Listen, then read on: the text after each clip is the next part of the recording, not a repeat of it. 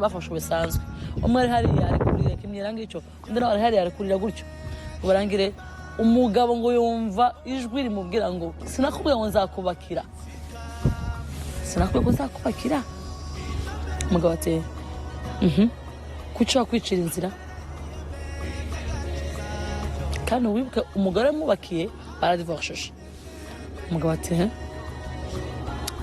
umugore ati umugabo afata telefone agiye guhamagara wa mugore wa mbere nawe uri muri ya salle muri concert ati afata telefone gutya ati amubona aho yicaye muri babana ngana kwa kundi akimana abona umugore aho yicaye kurira yicaye afuka byari kurya umugabo aramanuka gahoro gahoro asanga umugore byari birangiye asanga umugore baramwe ngo uri gusengera iki umugore umva yufuje mugamukoraho umugore arahindukira n'amarira menshi amurebye aramwe turi gusengera iki muhati gusengera iki ubwo kurabaza gutse umugore ati ngatahe madame chouchou chérie on va partir à la maison. Nshuti bakunzi bacu reka tubahe ikaze tubabwira yuko Ben&Chance bahishuye ko hari abari barahanye Gatanya biyungiye mu gitaramo cyabo giherutse kubera muri Beka Arena nkuko mubizi cyabaye mu minsi yashize. Hanyuma turabwira ko Tonzi yateguje ibitaramo by'isanamitima yise Humura Healing Worship. Turanabwira kandi ko umuramyi Pasi Bizimana yavuze kuri album nshya ateganya kumurikira mu mujyi wa Kigali.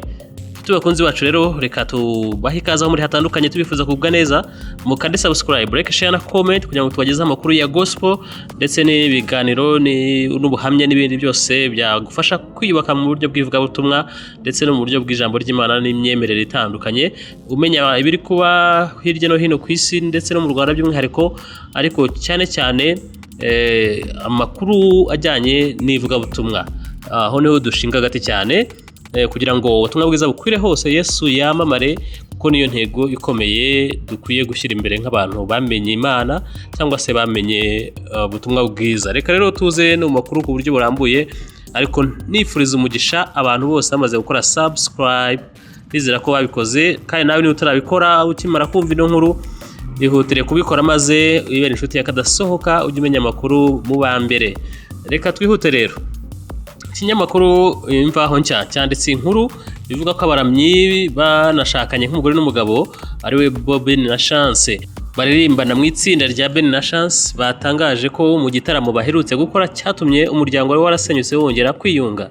Ni igitaramo cyabaye tariki ya 5 Mata 2026 cyari kigamije gufasha abakunzi b'indirimbo zo kuramya no guhimbaza Imana kwizihiza Pasika banoza umubano wabo n'Imana. Binyuze rero mu kiganiro Ben&Chance banyujije ku rukuta rwa YouTube rwabo bagaragaje ko kimwe mu byabanejeje cyane muri iki gitaramo ari abantu bari barahanye Gatanya batashye biyunze.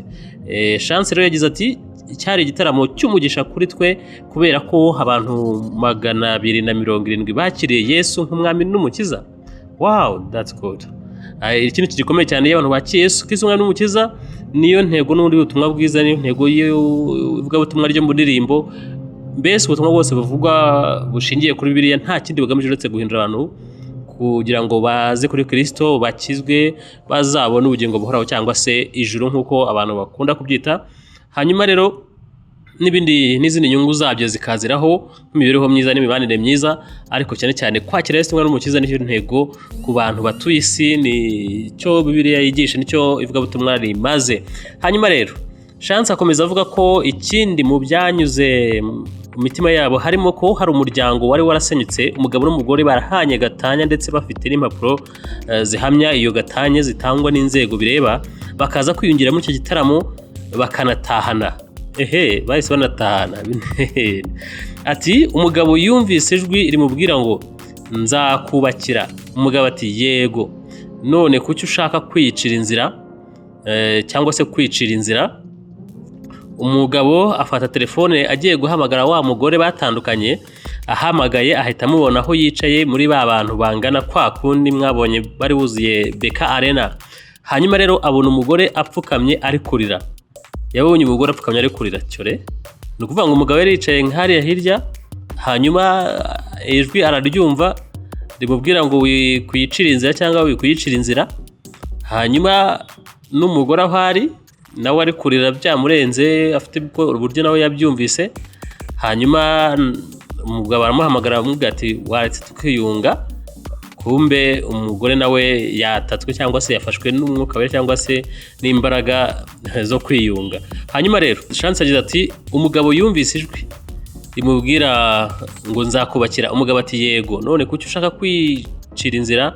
Umugabo afata telefone agiye guhamagara wa mugore batandukanye, ahamagaye ahita amubona aho yicaye muri ba bantu bangana kwa kundi bari benshi nyine, abona umugore apfukamye ari kurira. Ngakomeza rero asobanura ko uwo mugabo yahise yegera uwahoze ari umugore we akamubaza icyo arimo gusengera. Ati umugabo yabajije umugore ati uri gusengera iki? Undi aramureba. Hanyuma umugabo aramubwira ati ngwino dutahe mugore wanjye, dusubire mu rugo nk'umugabo n'umugore. Umugore yamubajije ati uribagiwe ko wateye ivi? Uribagiwe ko ufite ubukwe? Undi aramubwira ati ndabizi cyane. Abo bombi rero bari baratandukanye ngo ku buryo umugabo yari yaranarambagije undi mukobwa akamwambika impeta amusaba ko bashyingiranwa, ndetse n'imyiteguro bari bayigeze kure, ari nabyo byateye gushidikanya uwo bari baratandukanye. Agakomeza kubimubazaho n'ubwo umugabo yamusubije ko abyibuka, ariko nyuma y'ijwi rimubwira ko ari we mugore w'ubuzima bwe yahisemo gufata icyemezo. Hanyuma rero Ben na Chance bashimangira ko kubona ibi bintu nk'ibi bibera mu gitaramo cyabo byabarenze, bagasanga ari igikorwa cy'Imana gikomeye yikoreye, cyerekana ko ivugabutumwa rifite imbaraga, ivugabutumwa ryabo nyine cyangwa se muri rusange ivugabutumwa rifite imbaraga zo guhindura ubuzima bw'abantu, cyane ko bifuza ko nibura hari abantu bakwakira agakiza muri icyo gitaramo. Nicyo bifuzaga, ariko Imana ikabakorera ibirenze, yakoze ibirenze n'ibyo batarabwiwe. Wenda bumvise barabahamya, ariko hari n'ibyo wenda bashaka ko batarabwiwe byakorekeye muri icyo gitaramo, kubera ko Imana yo ibiri mu kazi. Chance rero avuga ko ari iby'agaciro kuri bo kubona Imana yarabakoresheje iby'umurimo ungana kuriya, bagakora iby'umumaro mu gihe cyabo. Nishimwe rikomeye cyane. Ibi rero bibaye nyuma y'iminsi mike ikigo cy'igihugu cy'ibarurishamibare gishyize ahagaragara raporo izwi nka Rwanda Vital Statistics Report ya 2025 igaragaza ko mu mwaka wa 2025 handitswe gatanya 4479 mu irangamimerere. Ubwo bivuze ngo imwe muri izo ngizo bayitesheje agaciro, kuko ubwo nibongera kubana nyine bakabona ni sawa, bazahita bongera bajya gusezerana nyine byemewe n'amategeko. Nicyo bivuga. Tudatinze rero tujye kuri no nkuru yindi ivuga ko Tonzi yateguje ibitaramo by'isanamitima yise Humura Healing Worship. Umuramyi rero Uwitonze Clementine uzwi nka Tonzi yateguje urugendo rw'ibitaramo by'isanamitima yise Humura Healing Worship, bizazenguruka igihugu hagamijwe guhumuriza abantu. Ni ibitaramo rero bizabimburirwa n'icyo hazakorera mu karere ka Gasabo mu mujyi wa Kigali mu rusengero rwa Assemblies of God Kabwa tariki ya 2 Gicurasi 2026, kuko urwo rusengero ruri mu bateye inkunga ibyo bitaramo. Aganira n'itangazamakuru, umwe mu barimo gufasha Tonzi ategura ibyo bitaramo ni Kamarade Hori, yagize ati igitaramo ni icya Tonzi ariko turi kugitegurana n'itorero rya Assemblies of God Kabwa kuko aribo batwakiriye. Akomeza rero avuga ko biteganyijwe ko ibyo bitaramo bizajya bikorwa buri mwaka, kuko uwo muhanzi yasanze agomba gutanga umusanzu we mu guhumuriza abarokoze Jenoside yakorewe Abatutsi mu 1994. Ati kizajya kiba buri gihe mu minsi 100 yo kwibuka mu rwego rwo guhumuriza imitima y'Abanyarwanda. Yongeraho ati ni gahunda yatangijwe na Tonzi yo kuzenguruka ahantu hatandukanye mu ivugabutumwa ry'isanamitima. Kuri ubu ikaba rero itangirijwe kuri Assemblies of God ku bufatanye na Reverend Pastor Kamasa na Diane. Bizakomeza rero kuzenguruka uturere twose tw'igihugu nk'uko abitangaza. Aba rero abandi baramyi bazaba bari kumwe nabo mu itorero nyine ryo muri ako gace. Hanyuma rero bazaramya bahimbaza Imana muri icyo gitaramo. Abo baramyi rero harimo Gorigota Choir, True Vine Worship Team na Shining Ministry, bose bakazatanga ubutumwa bw'ihumure n'icyizere mu mitima y'abantu bazitabira. Abategura ibyo bitaramo rero bavuga ko habaye hatangajwe icyambere amatariki n'uko ibindi bitaramo bizagenda bizakurikira mu gihe kitari cya kera, mu gihe kitarambiranye ngo ni icya vuba nyine. mu myaka Tonzi amaze mu muziki wa gospel mu Rwanda amaze kugira album 10 arizo Humura, Wambereye Imana, Wastahili, zina I'm a Victory, I'm a Victor, yes I'm a Victor, Matsiko, Akira, Makuru, Respect ndetse na Mubwire. Uyu muhanzi rero kandi aherutse no gushyira hanze igitabo yise An Open Jail, kigaruka ku rugendo rw'ihungabana yagize ubwo yari amaze gukuramo inda cyangwa se gufasha umwana we. Hanyuma rero akaba avuga ko cyamuteye ibikomere bitandukanye ariko aza no komorwa mu buryo butandukanye bikozwe n'Imana ndetse n'abamubaga hafi barimo umugabo we.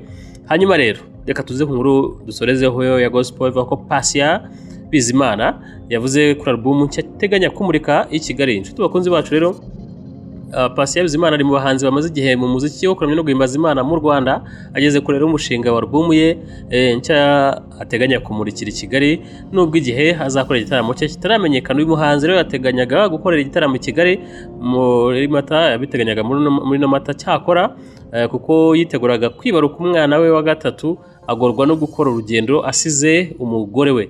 Nyuma rero yo gusubika igitaramo cye i Kigali, Patient yavuze ko ateganya kuzahamurikira album ye nshya.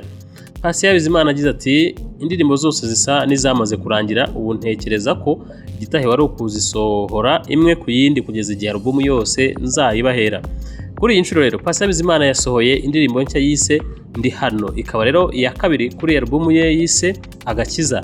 Yayikoranye n'uwitwa Kimberly usanzwe ari mu buramyi muri Leta Zunze Ubumwe za Amerika nk'uko twabibabwiye. Hanyuma rero akaba ari mu mujyi wa Nashville basanzwe batuyemo. Patient Bizimana ni umwe mu bahanzi bubatse izina mu muziki wo kuramya no guhimbaza Imana mu Rwanda. Yimukiye rero muri Amerika mu 2022 aho icyo gihe yari asanzeyo umuryango we. Nyuma rero y'imyaka 4 amaze muri Amerika, Patient Bizimana amaze kubyara abana 3 bose. Bivuze ngo rero arateganya kuza gukora igiterane mu Rwanda cyangwa se kumurikira album mu Rwanda nk'igihugu cy'inkomoko nyine, ariko yabanje gutendaho gato kubera ko ashaka kubanza kwibaruka umwana we kugira ngo urugendo rutazagorana kubera ibyo birori bitegura byo gutwita cyangwa byo kubyara umwana. Inshuti bakunzi bacu rero reka tubashimire ko mubanye natwe. Ari no makuru tubafitiye ya gospel avugwa hano mu Rwanda uyu munsi muri no weekend. Reka tubashimire ko mubana natwe. Hasta la vista, Imana ibahe umugisha.